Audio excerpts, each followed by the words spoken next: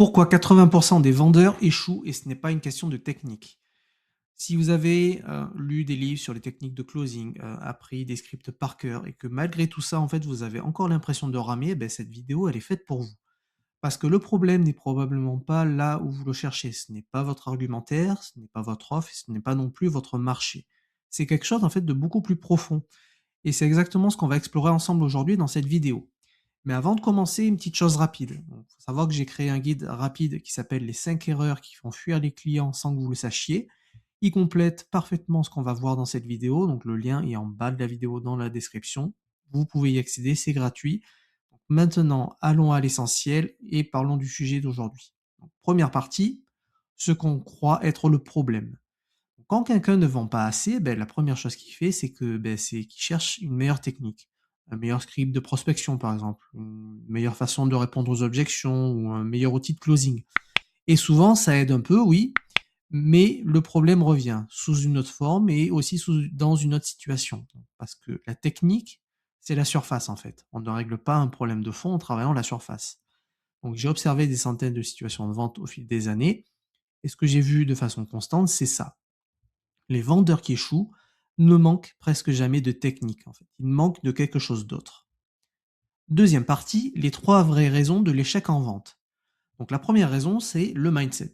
Le mindset n'est pas un mot à la mode, c'est la façon dont vous percevez la vente elle-même, en fait. Donc si au fond de vous, vous associez la vente à de la manipulation, si vous pensez qu'un bon vendeur est quelqu'un qui force la décision, si aussi vous vous sentez mal à l'aise à l'idée de vendre, eh ben, votre cerveau va saboter chaque tentative. Et ça, c'est pas volontairement, c'est plutôt par cohérence interne. Et en fait, il va vous pousser à éviter les conversations commerciales, à ne pas relancer, à baisser vos prix avant qu'on vous le demande, et aussi à ne pas oser conclure. Donc, tant que vous n'avez pas réconcilié votre image de la vente avec qui vous êtes vraiment, la technique ne servira à rien. La deuxième raison maintenant, c'est la peur du rejet. Donc, c'est probablement la peur la plus universelle dans le monde de la vente. Donc, on l'a vu dans une vidéo auparavant sur cette chaîne, n'hésitez pas à aller la consulter. C'est la peur du rejet, c'est la moins avouée. Donc elle ne se présente pas toujours comme une peur, hein, elle se déguise en, entre guillemets, «je ne veux pas déranger» ou en «ce n'est pas le bon moment» ou encore une fois, «n'a probablement pas le budget». Ces phrases, elles ont l'air raisonnables, vues comme ça, mais elles sont presque toujours des évitements en fait, des façons de ne pas s'exposer au non. Et tant qu'on n'a pas compris d'où vient cette peur et comment la traverser, on va laisser tout simplement des ventes sur la table chaque semaine, sans même s'en rendre compte. Troisième raison, le manque de confiance en sa propre valeur. Donc, pas la confiance en soi au sens général, donc la confiance dans la valeur de ce qu'on propose. Donc c'est subtil, hein, mais c'est fondamental. Vous pouvez être quelqu'un d'assuré dans la vie, hein, il n'y a pas de problème, et pourtant trembler intérieurement au moment d'annoncer votre prix. Ou aussi vous justifier avant même qu'on vous pose la question. Ces comportements, ils viennent d'un doute profond sur ce que vous méritez vraiment. Et votre client, lui, il le ressent, hein, pas parce qu'il est perspicace, mais parce que c'est humain de capter ces signaux. Troisième partie, ce que font différemment ceux qui vendent bien.